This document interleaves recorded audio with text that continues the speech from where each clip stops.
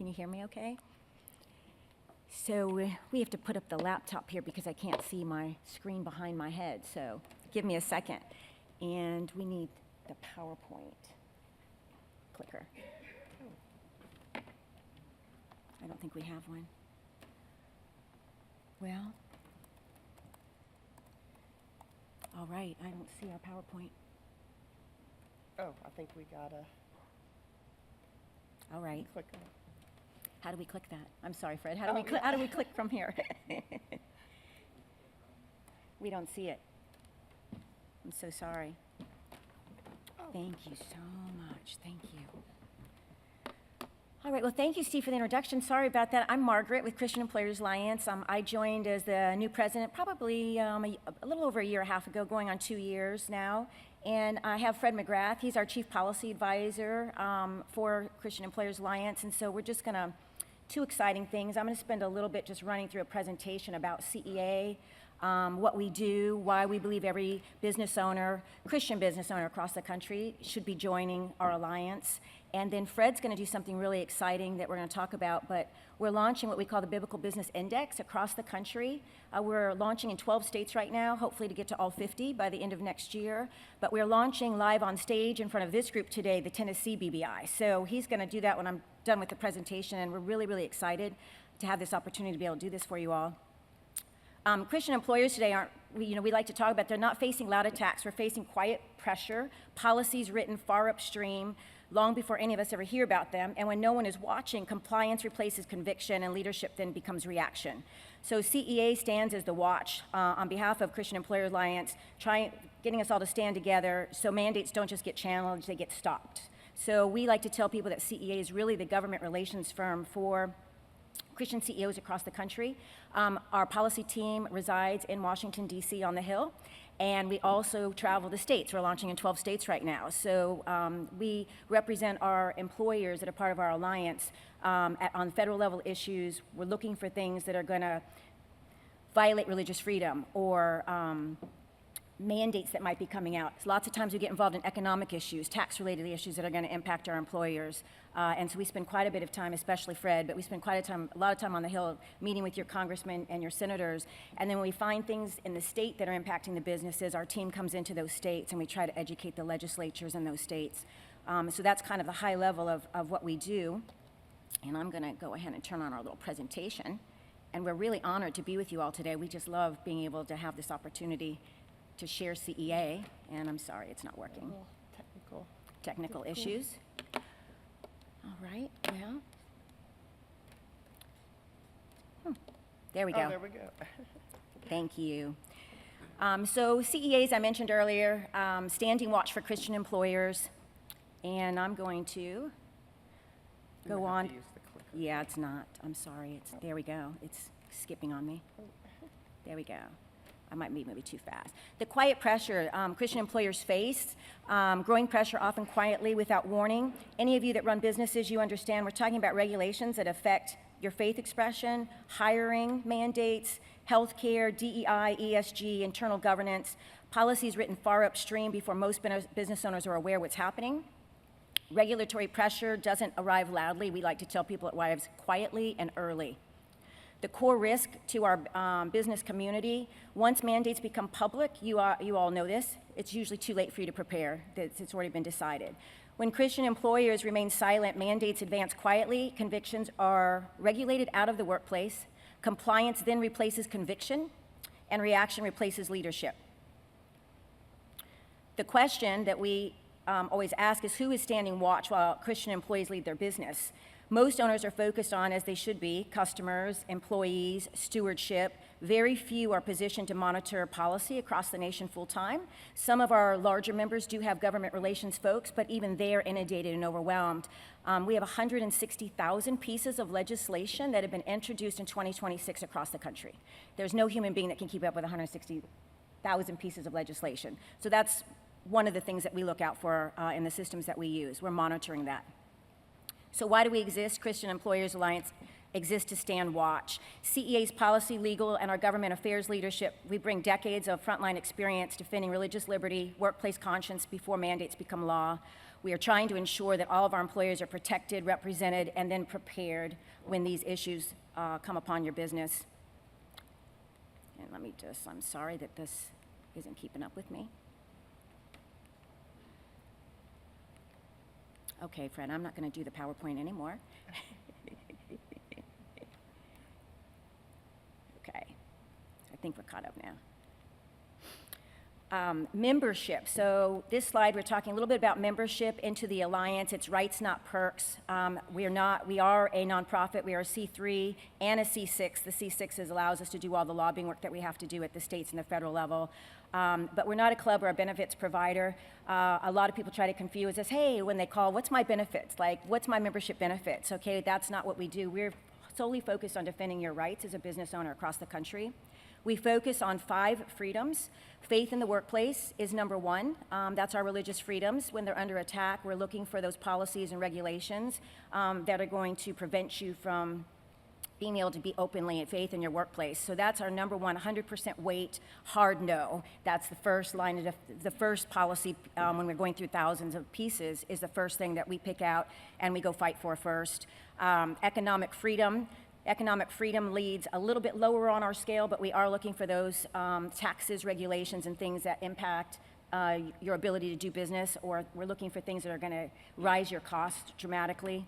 Operational freedoms, healthcare conscience. Healthcare conscience is number 2 behind our religious freedom. We have 1 injunction protections. And I'm going to talk to you about that on another slide, so I won't do it now, but we're looking for all of those things in your healthcare insurance plans that violate your freedoms as well as workforce alignment. I encourage people just to go to our website. We have, on our 5 freedoms, we have all the detail and all the policies that we're watching across the country that fit under these things. It's a lot. And this thing, I didn't even touch it, just for the record. It's just skipping around up there. All right, I'm just going to try to see if I can get you back. Here we go. Okay, what standing watch means. Because CE monitors, we monitor the upstream acts. Collectively, we engage policymakers in the courts immediately before compliance deadlines or penalties are imposed. That's our goal, right? We don't always get in front of everything, but that's our goal. While CEOs, business owners are running their companies, we're monitoring the legislation for you at the state and federal levels. We're engaging your policymakers early, and then we're building those trusted relationships. So when we have an issue, we can bring the CEO to the lawmakers, and we can sit down and we can have a conversation about the things that we think that need to be changed. So that's the goal. Most of what we do, we offer 3 pillars of protection for our business owners. Number 1, legal protection and business defense. Government relations and policy advocacy, advancing those 5 freedoms that you heard me talking about earlier. And then relational mobilization and leadership influence. You'll see this a little bit when Fred launches the BBI. But we engage. We bring our CEOs to the Hill in DC. We bring them into your state legislatures, whatever state that you're in. And the more we can grow the Christian CEO voice, that's our matchmaking with your lawmakers, right? And when they hear your voice, they will vote your way. If they don't hear from you, they won't, because they're pressured. They got a lot of other people meeting with them. So it's kind of like, the needle pricking, who pricks the hardest. But we met with Senator Ted Budd. I like to share this story with people. Just last December, we had a group of CEOs on the Hill, and Senator Budd, a great friend of ours, by the way, he said, how come I never hear from your CEOs? He said, I hear from the U.S. Chamber every day. And he said, they're pro-DEI, they're pro-ESG, and they're pro all of these things you're not. He said, but how am I supposed to read your minds when none of you come and meet with us? And so that was really like a battle cry for CEOs. He said, we would, if we heard from you more, we would understand what your concerns are and we could address those issues, right? So I just like to share that story. Everybody likes Senator Budd, and he brings up a really good point about our lack of, what's that, FaceTime on the Hill, yeah. Right? Our lack of FaceTime on the Hill over the last couple of years. We haven't been very vibrant up there. The piece I want to talk about right now is the legislative protection, the legal protections. CEA was founded back in 2016 by a group of CEOs that were very aware of the famous Hobby Lobby case of 2014. You can read about that case. Some people know about it. If you don't, I encourage you to read about it. But it took years to get to the Supreme Court and probably millions of dollars before they won the case. And a group of CEOs came together that were watching the case and said, the average Christian employer could not one, defend themselves. They wouldn't have the funding to defend themselves for that period of time, or just the length of time that it takes to go through our judicial process, right? So that's how CEA was founded. Those CEOs that founded the organization still remain on our board of directors. And we were founded so we could go out and we could litigate on behalf of our alliance, and when we win that court case, you all receive federal injunctions immediately. So you can join tomorrow, and you're going to receive the federal injunction protection of the last 10 years of CEA. That's really valuable, very, very valuable. And so I always tell people there's really no reason why you wouldn't join, right? We do not have mandatory membership dues. We are a fundraising, we're a policy-based shop, and so we rely on the generosity of our donors who believe in our work. So you can join and not make a donation, and you can receive your injunction protection. We want as many Christian employers across the country under our injunction protection. We are the only organization that provides this in the country, except for the Catholic Benefits Association. They do the same thing that we do, and I always like to promote them. We're good friends, we're strategic partners. If you're Catholic, it's a great thing. You're still welcome to join us as well. But we do take on similar cases and provide injunction protection for our members.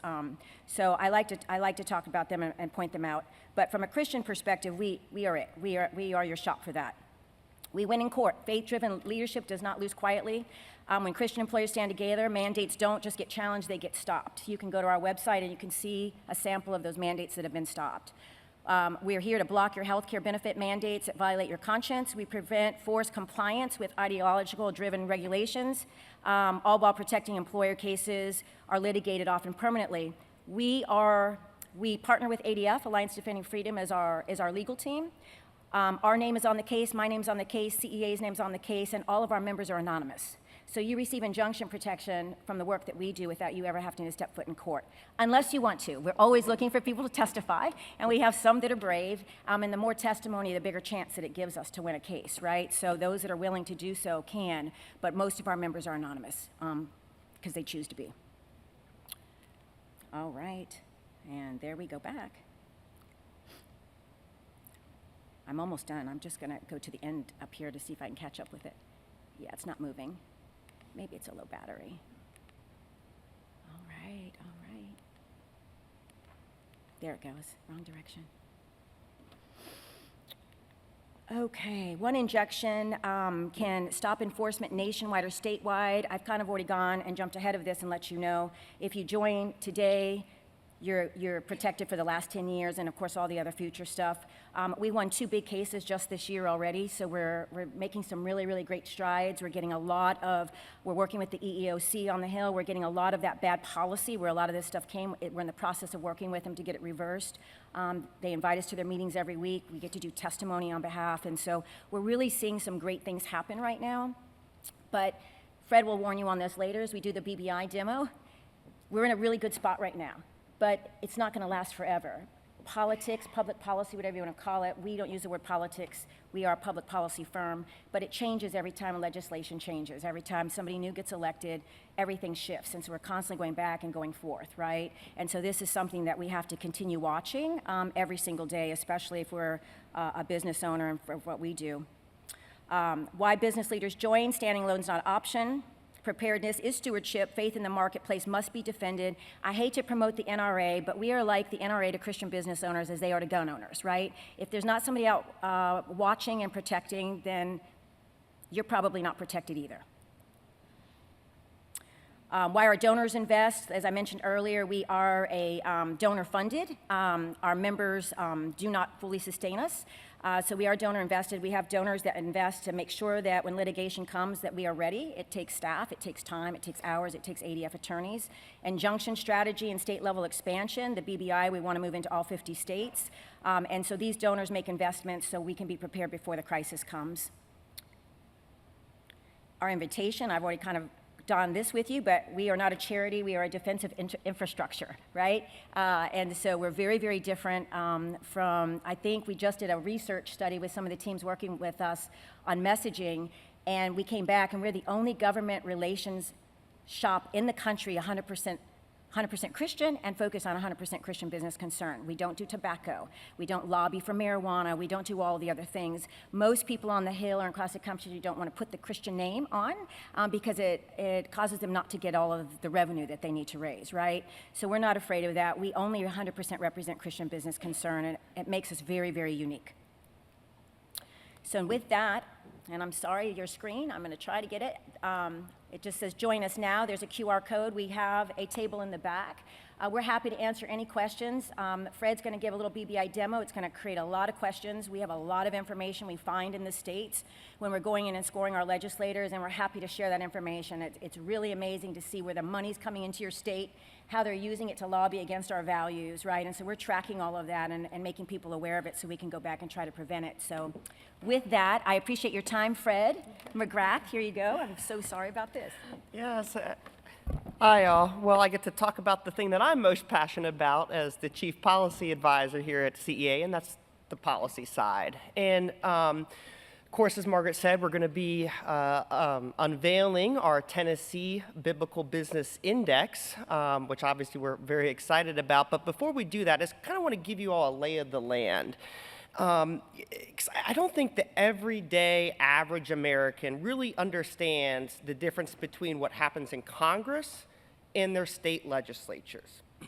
In Congress, again, that's where all the media attention goes to. You hear the back and forth, you look on Google constantly, you see all these big fights, national fights. At the congressional level, there's 535 members between the House and Senate. Each of those members, they have about 15 to 20 staff advising them. So they're pretty familiar with, okay, what are they voting on, what's coming up, understanding the policies and all behind them. Second, again, as you guys have seen, there's a lot of gridlock in Washington. That's where I'm from. I see it every day, just making these little incremental changes. It goes back and forth. So not much gets through, I'd say on a, average year, maybe a dozen or so big policies. Now you have a lot of these omnibus bills, there's a lot of little spending things and all that. But again, the grand scheme of things, it's not a huge amount. Third, there's a lot of groups outside, think tanks and stuff, also providing essentially either white papers, research, or other components backing, these members of Congress up, giving them, the understanding. So that's Congress. Now, the state legislatures. Of course, there's one in all 50 states. There's 7,400 state lawmakers across America. And these are the folks that, quite frankly, you go to the, down the street, you talk to somebody, say, who's your state lawmaker? Very, very few people know who they are. Yet, probably 70 to 80% of the real issues that impact a person's day-to-day life are done in their state legislatures. As I mentioned in Washington, there's, all this, gridlock. Well, in the state legislatures, the majority of these states are essentially one-party control, meaning that they can pass hundreds, if not thousands of bills every single year. These state lawmakers, they're part-time elected officials in most all these cases. A lot of them are just like either realtors or bankers or just, quite frankly, everyday Americans, some fresh out of college even. And they don't have the policy backgrounds or any of the components to really be able to properly evaluate these, hundreds, if not thousands of very complex bills. Plus, they don't have a staffer base. Most state lawmakers, it's just them. Maybe if they're lucky, they have an executive assistant in some states. A couple states will provide maybe one or two other kind of low-level person to help them kind of manage the office constituent affairs. But what essentially is happening is, they're facing a tidal wave of legislation.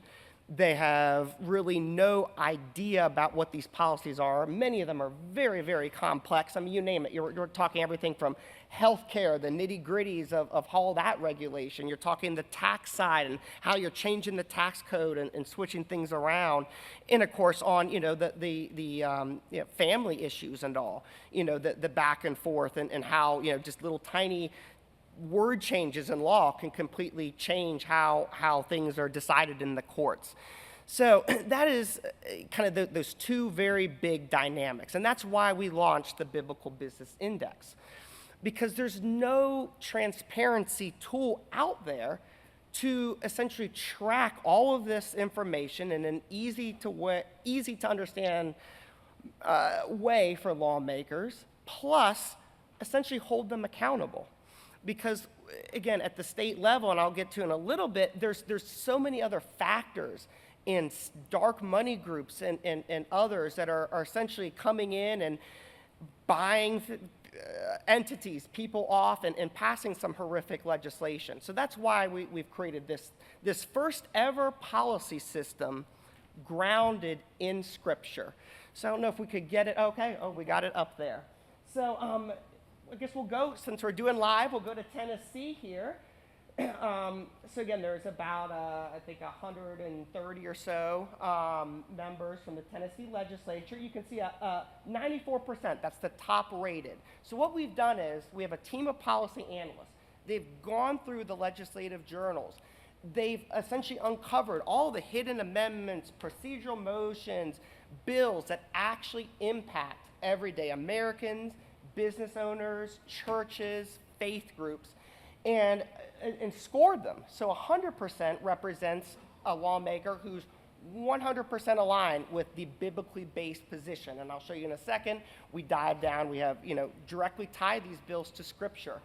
While a 0% would, of course, be, the exact opposite. Somebody who, just completely, is anti to that.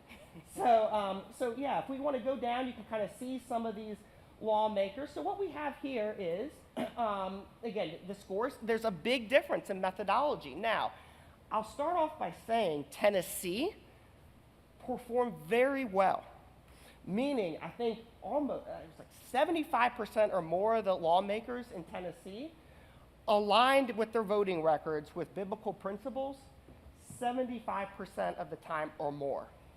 Which I'll just say, last week we released Oklahoma, and again, very deep, religious, red state in very many ways similar to Tennessee. They had probably a third of that number. And unlike these folks where you have a pretty big deviation, or sorry, not a large deviation kind of in views, there were some lawmakers that were, you have everyone from getting 100, of course, is perfect. We had a number of these folks getting down into 40s, 50%, even single digits. So as you can see here, I applaud, we should all applaud, Tennessee for really doing a great job. But if you want to click on one of the profiles here, just to give you an idea of kind of what we're evaluating. So as you can see, we have an overall rating. On this guy, it's at 82%. Now we have category ratings. We're able to track these threats to these business leaders. So you can see, we look at the economic, our 5 core categories. That, for this particular lawmaker, he's great in some of these other operational freedom, workforce freedom, 100%, but some of these other economics, he's missing the mark. So we've really built this system out. So we have the first intelligence platform grounded in Scripture that is evaluating and understanding really every single one of these 7,400 state lawmakers' strengths and weaknesses and pinpointing it directly down. If you want to go and look at some of these bills here too, again, we cover the full spectrum of issues here. You name it, if it's a threat to, businesses, religious groups, churches, we're essentially pulling it out of the journal. If you look at 376 there, this is a perfect example of how we went about building out our system. So as you can see, what this bill is, it's essentially a DEI bill, but it combats it, which is obviously a great thing because you have in these Tennessee colleges and all, there's essentially some of these groups are engaging in, different forms of discrimination, whether it be religious, whether it be race, not evaluating or letting their people, looking to attend the universities, not grading them on the basis of their merit, but rather other factors that do not at all apply. So what we've done is we've essentially provided an analysis of what the bill does, and then we've gone down in and then started explaining, well, how does this align? Thank you very much. That makes it a little easier. How does this align with faith-based positions? So we have that kind of insight, explaining what are the impacts of DEI. And then, of course, what makes this really the unique and the first ever, we're directly grounding it into the scripture side, where you have Proverbs, where we're, looking at the verse. Do you see someone skilled in their work? They will serve before kings. They will not serve before officials of low rank. Then we apply the leadership insight, where we're showing and saying, skill creates influence. God promotes those who steward excellence with humility. Mastery is ministry when offered to the master.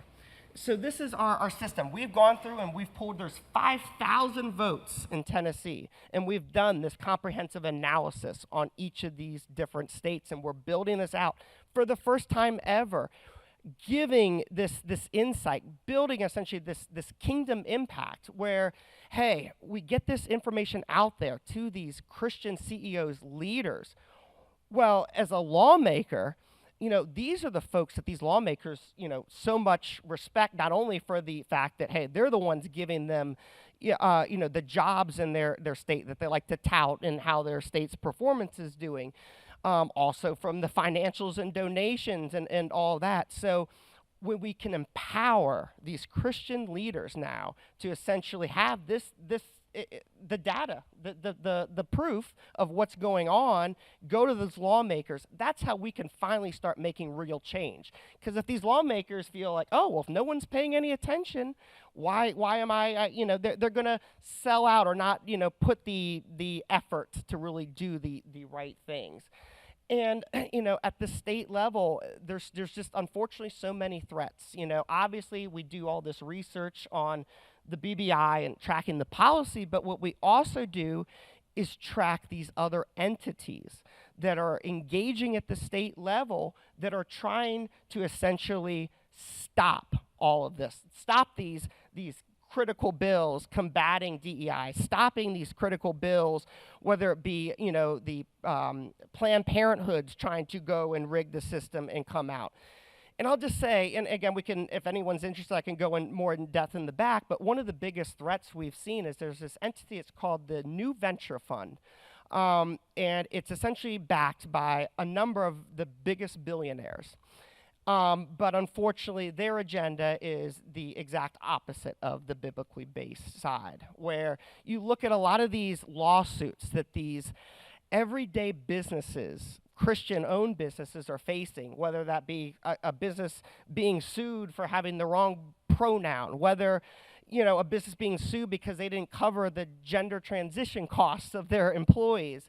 This is being funded by this huge, it's a $1 billion fund, and what they're now doing is they know where do they need to go? They need to go to the states, because that's where there's no transparency, that's where all the darkness is, that's how, and that's where 70% of the things that actually impact your life are. So they're bypassing much of Congress now, going into the states.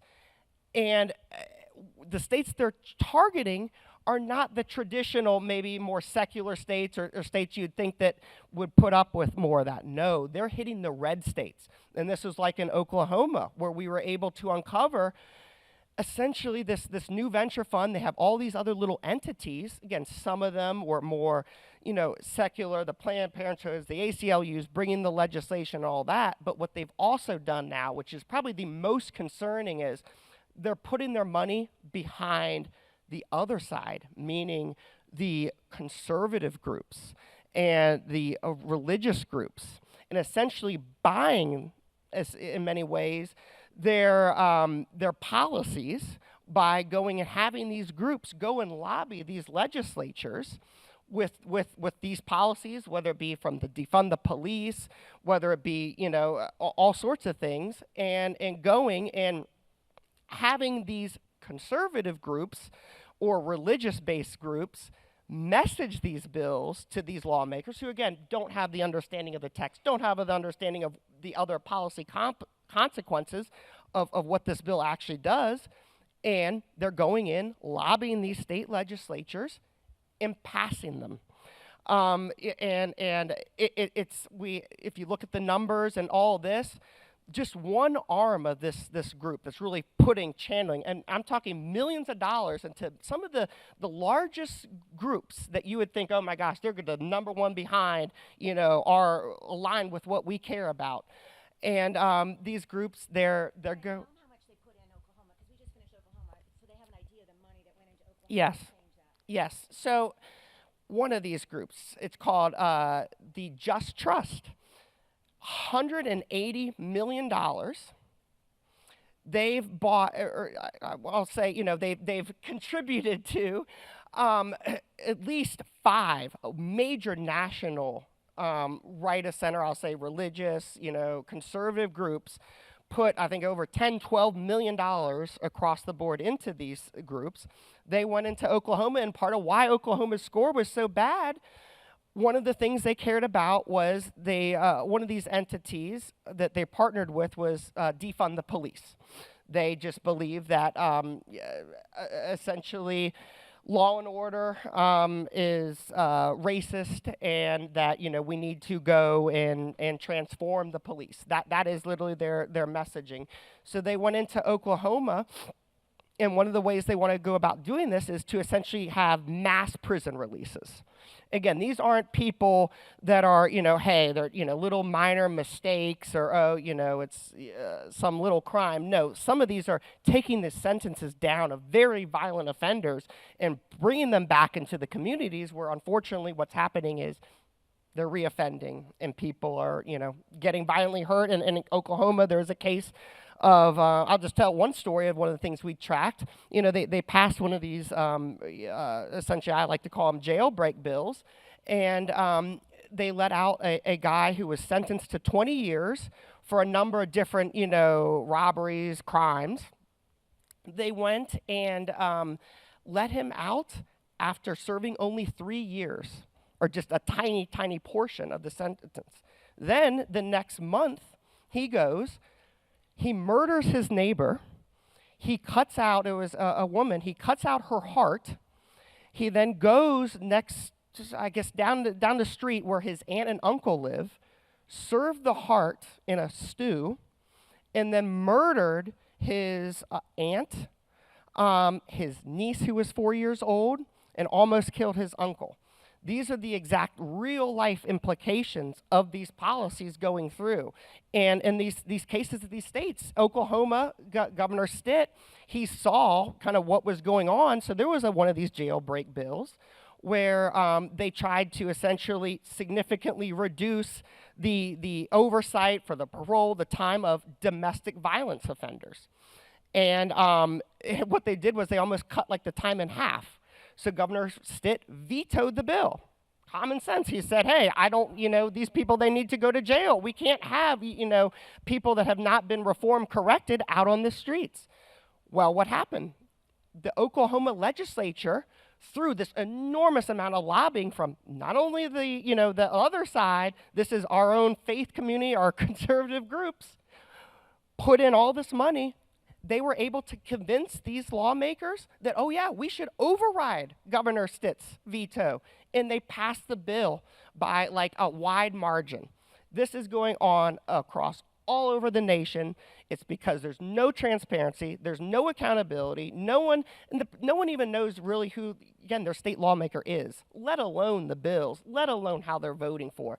So this is why we're so excited to finally bring this transparency tool and, again, get it into the hands, have that kingdom impact where we can give this to faith-based leaders. We can distribute this in churches. We can finally, we can shut down this $180 million operation, which actually is a $1 billion operation when you look at all these other things, by just merely sunlight. So that's what we're really excited to do. And we're going to have some time. It always generates a lot of questions. I just want to, before we go to questions, you did such a fantastic job. So he's got a PhD in policy in his brain. He could stand up here for the next 20 days with you, and he can cite policy federal to the state. I mean, he lives this stuff, breathes it 24/7. So we're really blessed to have him at CEA. He keeps me out of trouble. We have press calling us all the time on this stuff, and he's like, don't say this, and you can't say this. And so he's a pure blessing to be part of our team and to lead our policy for us. He's really our big watchdog. He's got about 7 people on the Hill with him that do the research for the Biblical Business Index.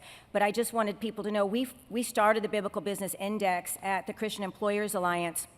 When I joined about a year and a half ago, Fred and I said, look, there's scorecards all over the country for our legislators, but I said, God wants us to bring his word back into the public forum. And I said, how do I bring his word into the scorecard? And so that is what launched the Biblical Business Index. I said, God has really, really blessed us. It keeps evolving and evolving. The next phase of the Biblical Business Index is so intelligent that it's going to tell you the impact to your business, whether it's an economic impact, how much it's going to cost you, if it's a tariff, if it's a religious freedom impact, and it will give you the analysis 3 years, 5 years, 7 years out. So the tool just keeps evolving because AI keeps evolving. Everything just keeps getting smarter and smarter. But we were really shocked to find out that we are the very first organization to put out a scorecard with God's word on it. So that's what makes it most important. We started this project for kingdom impact. When we are across all 50 states, we will reach millions of people, not just the public, but we reach the legislatures. Their staff calls us. And like Senator Ted Budd said, all of these pastors come in, they pray over us on the Hill every week, they invite us to their Bible studies. He said, CEA was the first organization to teach my staff how to intersect their faith with their vote. This is a very powerful tool. It's very important. Our goal is to have it in the hands of all the governor's offices across the country. We can train their staff, train our CEOs, and we can change culture with this. And so we're really elated. You can see I get really excited about it. It's God's vision. He gave it to us, and we're implementing it, and we've been really blessed. So with that, we have some time for question and answers, and we just thank you so much. It can be a boring topic for those that don't like policy, but I promise you it's the way to change culture in this country. So we open it up for questions. Any questions? Yeah, any questions? The states we're launching right now. Yes. So again, it's a very difficult research process because obviously we have to go through, find these. A lot of the most impactful things are very much hidden. You know, obviously they don't want, you know, especially the bad issues impacted. So right now we've launched, we have kind of 12 states targeted that we have. You know, again, as Margaret said, we rely on just, generosity, and Congress and all that. We have Oklahoma, we have, North Carolina, Tennessee, a number of these states, and happy to go over and kind of discuss the different statuses. But, you know, what we're trying to do is expand, get this into all 50 states so we can essentially do the research and warn these lawmakers ahead of time that, oh yes, that these attacks that are, you know, coming from you from all different sides, you know, this is really what's happening. This is what this bill really does. Give them that biblical side. So again, you know, we're hoping to, you know, be able to expand that out. Sorry we didn't quite answer your question perfectly for you because we can't remember the 10 states because we're switching them back and forth every day. So what happens is sponsors step up. So we had some sponsor CEOs in North Carolina that just wasn't on our original radar. They said, hey, Margaret, we need it in North Carolina this year.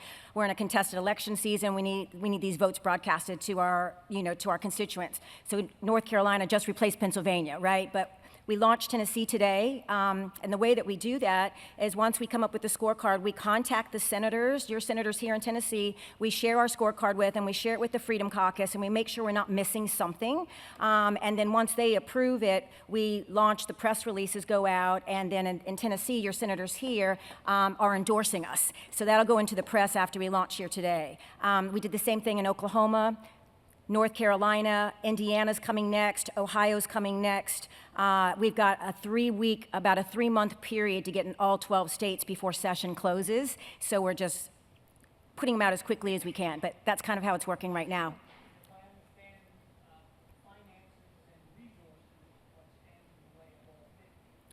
Correct, it's a funding issue. We're working on it. Go ahead. You can access it today. It's live on our website. And so you can go right there and look at Tennessee, look at all your friends in Tennessee. Like he said, you had a great state, and we're always happy to report it. we would bore you with the details to why Tennessee did better than Oklahoma. There are some laws here that prevent what happened in Oklahoma can't happen here, but you're not 100% protected. So you want to remain watchful and vigilant because there is still money coming into the states, and last session they just did a really good job, and we hope that it continues. But I'm from Florida, and Florida's going downhill too. So yeah, we go up and down. She had another question. Oh, I was just saying, and even in Tennessee, where you have, again, great leadership, they saw stuff. This other side, that's attacking us, they were able, though, to kill good bills that, if they would have been enacted, would have provided even greater protections than what's there. So it's like, that's the unfortunate side. This entity, New Venture Fund, the Just Trust, on their website, you can look them up. I mean, they're operating in 46 states. They're Soros funded, all of these organizations. We can say that word. Yeah. We don't bash anybody, but we can say that word. These are all Soros funded organizations. And what really kills us the most, and this just happened in Florida, we just discovered we were doing the BBI in Florida, these left-wing Catholic organizations came under and lobbied Florida and tried to explain to the legislator that Jesus doesn't mind if we have late-term abortion because he just loves everybody and that's okay. And so we have these organizations that are going in and preaching the word to people that might not necessarily have read the Bible and don't know the truth, and they're voting this way. And so this is a big issue in our country, and it's one of the things we're watching and trying to go in and say, no, this is actually what the Bible says, and we'll read it to you.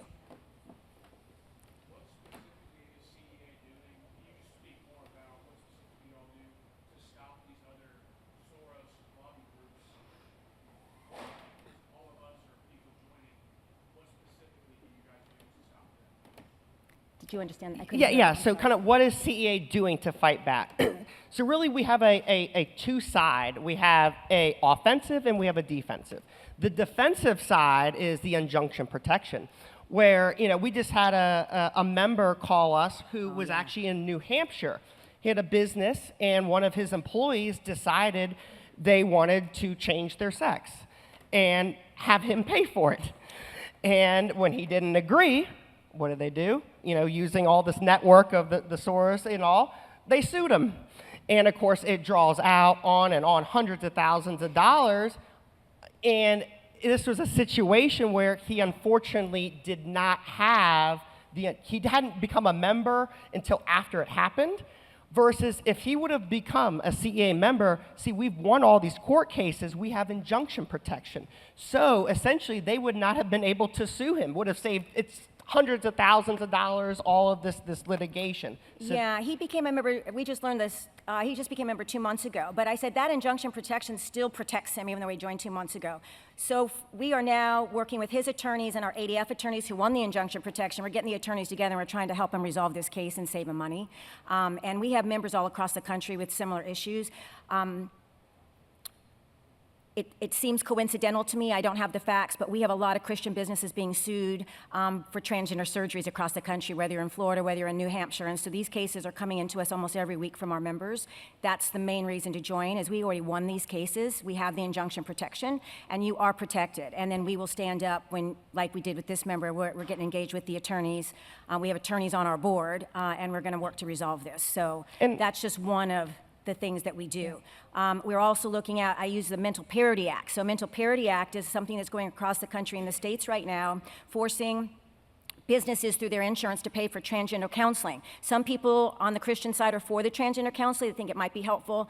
Our Baptist Home and other organizations in Texas are saying, no, we don't want to pay for that. We don't want to pay for that. So this is an insurance commissioner thing state by state, and so that's something we're getting on the front end of. We're seeing this mental parity bill in every single state across the country. So when we see things like that, we'll go ahead and get our members, we'll engage at the state level, and we're going to try to reverse these and stop these types of bills. So as you know, there's so many of them, so we look at this religious freedom stuff first, and when we see that it can impact our members in a really great way, our policy team jumps in front of it, so not just on the back end of it with litigation. We'd like to prevent litigation. We'd like to live in a world where all of our policy is pure. We know that that's just not earth, right? But getting ahead of it and fighting it in the administration that we're in right now, we can win a lot more easily and a lot less time than we can through litigation, which is when we're forced to do it, we do it on the back end. Does that help you? Does that answer the question? And, no, I guess the second part too, what I was saying was we have the defensive, but the offensive, and that's where we just saw the BBI. I mean, if we could get this into all 50 states, essentially everything's going to be unmasked. At this point, when you have all this data, you can't argue against it. You see the funders. We also have the ability on some of these states to show each lawmaker who they're receiving money from.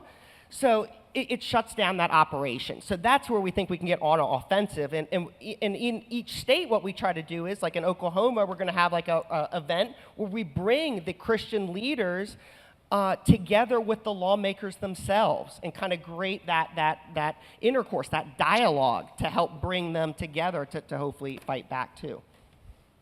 We call them our CEO, lawmaker, and matchmaker events, right? We want you to know your legislators, because when they know you, then they'll listen to you, right? And so those award ceremonies are really, really important. And as we go into the states, we reach out to all of our partners. We have the president of the U.S. Christian Chamber here, who's a strategic partner of ours today. We have C12 here today, that's a strategic partner. So when we go in those states, we call on those big chambers and our big partners, and we say, bring your CEOs to this event. And we're doing that in Oklahoma on March 17th, and we're really excited to be there. So hopefully we'll be in all the states shortly. Somebody had a question over here. Go ahead. Are the businesses that support you found on your website? No, because they're anonymous. All of our members are anonymous, and then, of course, donors are always anonymous, too. Some of our members, we basically just say, hey, based on the size of your employee base, here's an annual recommended donation amount to help us do the work we do. You don't have to give a donation to be a member. And then we go outside for other big families and foundations to ask for the funding. And I'm in the process of trying to raise a couple $1 million right now to get in all 50 states rapidly. So we're working on it.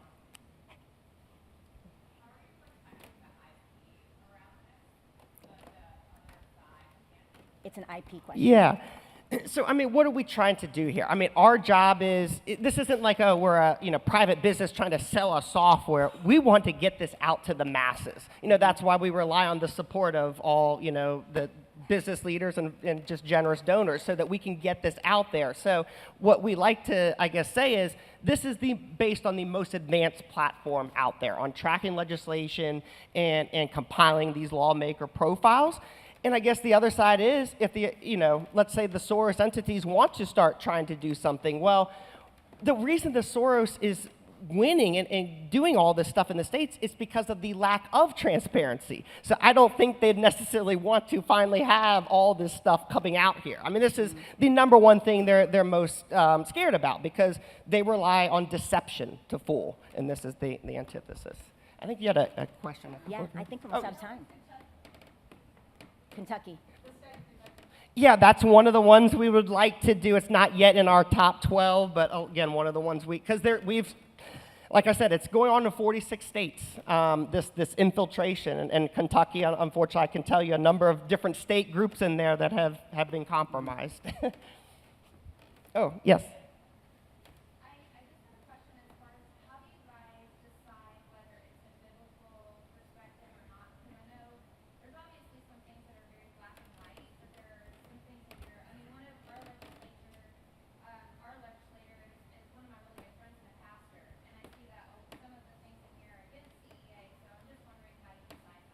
Yeah, no, it's a great question. So again, what is the bigger picture? What we're trying to do with this is to bring Scripture into the public policy, outlet. At least get lawmakers talking about it. Now, there's going to be, I'm sure, certain discussions. Maybe we should have picked this verse versus that verse. And I think as we build out, we hope to have, theologians have really a big board and all this. But kind of how right now are these bills decided? We look at going back to a lot of the early Christian philosophers like John Locke. What is the proper role and duty and scope of government? That's really that foundational side. And then we ask ourselves, okay, is this the correct role of government? Is this, protecting these constitutional rights, the religious freedoms and all that? And what we try to do is for every one of these, not just go and, first of all, we produce these to drive improvement. They're not bashing tools. We're just essentially trying to showcase really what is going on, provide this other perspective, provide a summary so that these lawmakers actually know, well, what does this bill do? And then provide, as you can see up there, kind of the insights and all of that. So it's again, it's like everything, a building process, but what I can say from what we've done so far, I mean, it's received so much praise, and these lawmakers, oh gosh, finally, somebody's here, you know, shining a spotlight and helping defend us and help us understand how we should be voting. Because when you have hundreds of thousands of bills, they just don't know. And also, just to add to your question, so our system is built on a limited government. So when you're looking at bills, we're looking at limited government. And so it's not always going to side, even though somebody might be a pastor. If they're getting into subsidies and things, that's not limited government for us. So we're going to vote against it. So we're first limited government, and then we're adding God's word to it. So that'll help you. Yeah. Yeah. Oh, yeah, another?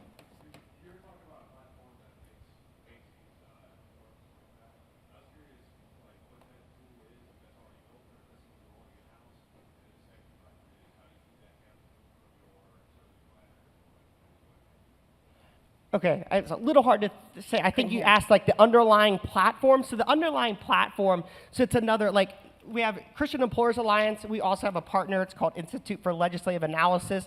We both are essentially, they're merged. They're essentially, you know, good governance. They're built on that same principle of limited government. So we kind of have the best of both worlds. We have the in-depth, the policy experts, plus we have all the faith-based leaders that we've now brought together to be able to provide this type of system. As far as, you know, making sure it's not compromised. Again, this is all, because it's a unique private, you know, institution, it's not, you know, tied to any of these outside, you know, Amazon or other things that can be compromised.